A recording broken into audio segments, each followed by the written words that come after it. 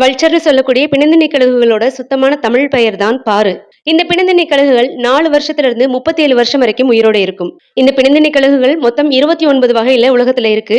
இதுல இந்தியால மட்டும் மொத்தம் 9 வகைகள் இருக்கு. குறிப்பா தென்னிந்தியால சொல்லணும்னா 4 வகை பிணந்தின்னி கழுகுகள் இருக்கு.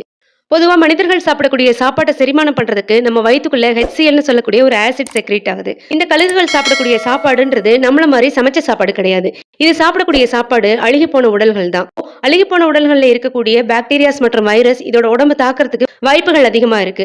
அதனால இதோட உடம்புக்குள்ள இதோட செரிமானத்துக்காக சல்பியூரிக் ஆசிட்னு சொல்லக்கூடிய கந்தக அமிலம் தான் சுரக்குது.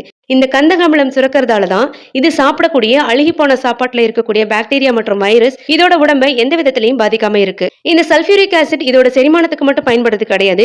இதோட எதிரிகளை தாக்கறதுக்கும் இந்த சல்பியூரிக் ஆசிட்டை இந்த கழுகுகள் பயன்படுத்துது. இது தன்னோட குஞ்சுகளுக்கு ஆபத்து வந்துட்டாலோ அல்லது தன்னோட கூட்டுக்கு ஏதாவது ஆபத்து வந்துட்டாலோ தன்னோட எதிரிகள் மேல இந்த சல்பியூரிக் ஆசிட்டை கக்கும்.